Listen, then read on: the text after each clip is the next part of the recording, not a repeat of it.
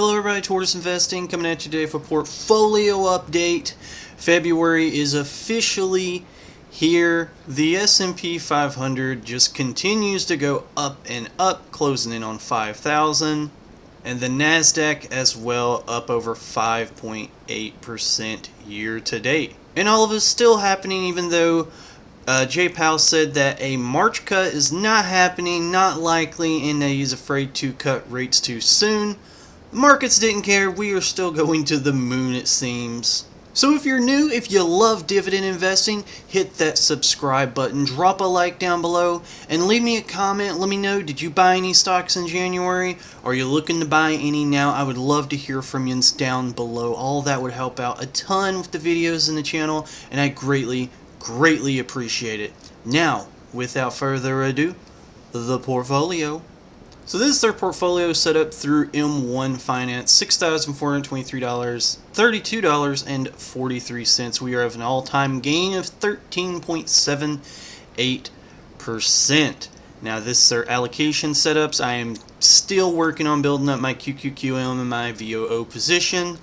Everything else, I'm pretty happy with where things are sitting. We'll go take a look at the holdings tab. The only thing that I'm close to being able to actually buy into more would be Starbucks. Starbucks, I'm up 1.44%, so not too much. Everything else is pretty, my next closest would be Visa at 6.95. I'm not looking to buy that one unless it dips below 260.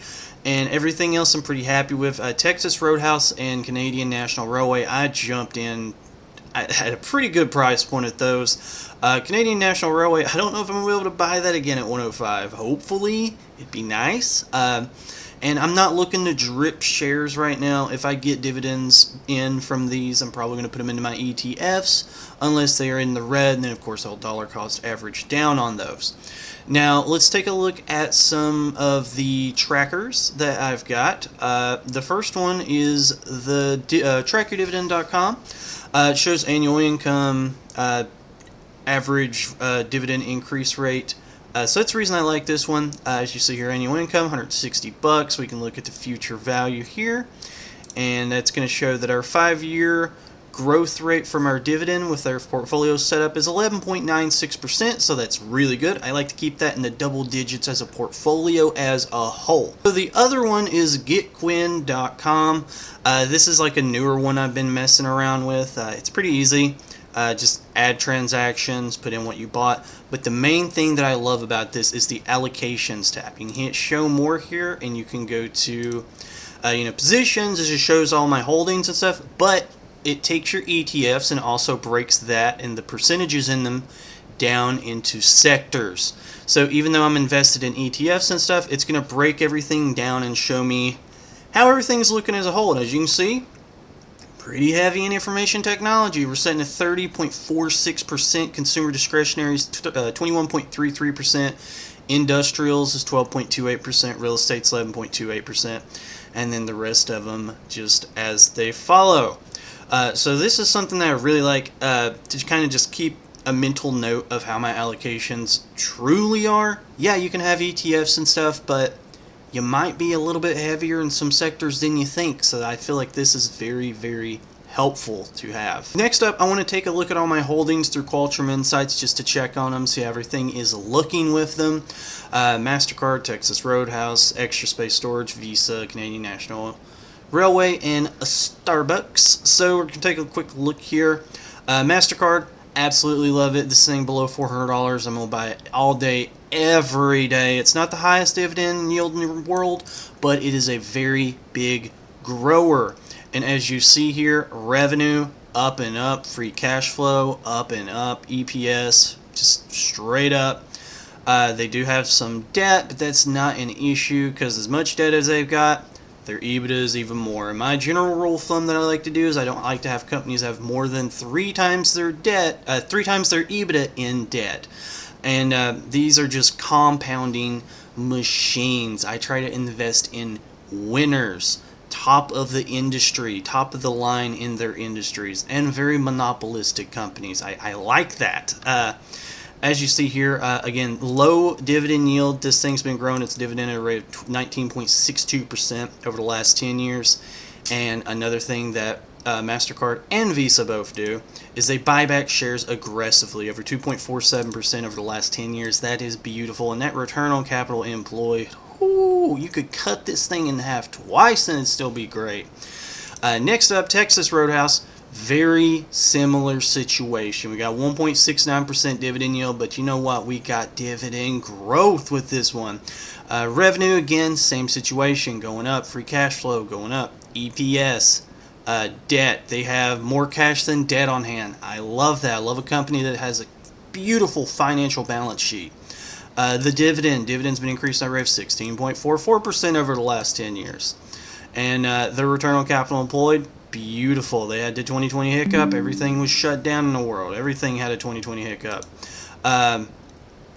They are starting to do some share buybacks. Yep, slowly but surely. They've been chopping at it, which I love. We're going to take a look here at the quarterly.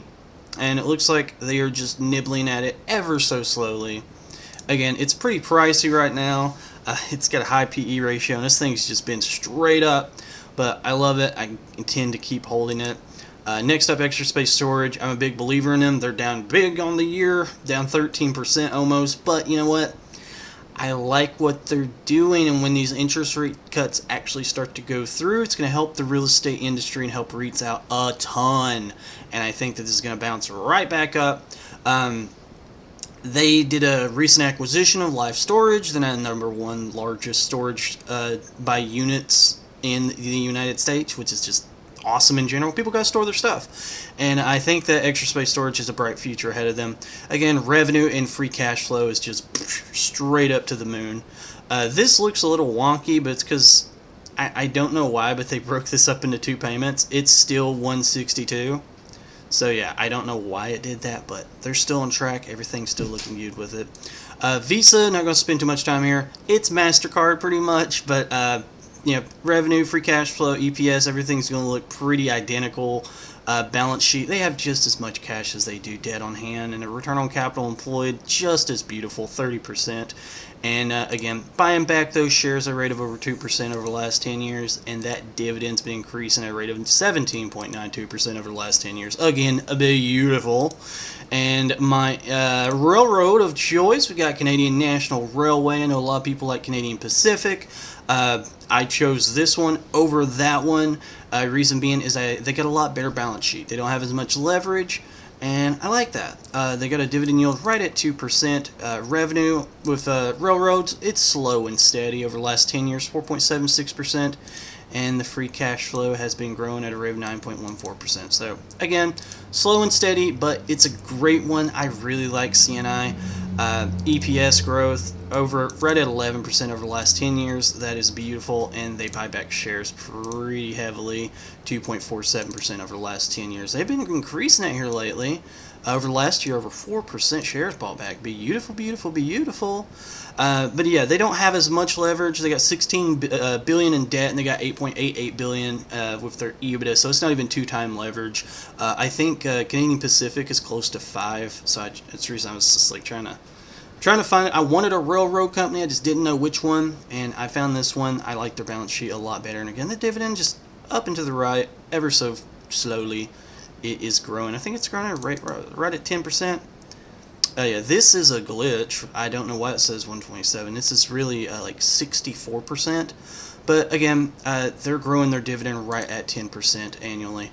And lastly, Starbucks revenue, again, up and to the right. Free cash flow is a little bit wonky, but you can see the trend line here is up and to the right at 8% growth on their free cash flow. EPS, again, growing up and to the right. They have a nice balance sheet as well, $12.27 billion in debt, $7.33 billion on their EBITDA, and again, not even 2 times. The dividend, I've been growing around 7 to 8% here lately. Over the last 10 years, it's 15.93%, but it's been growing a little bit slower, but that's not a problem. I like them. I like what Starbucks is doing as a company. They've been buying back shares pretty heavily, and the return on capital employed is beautiful, right at a little bit over 29% as of last year.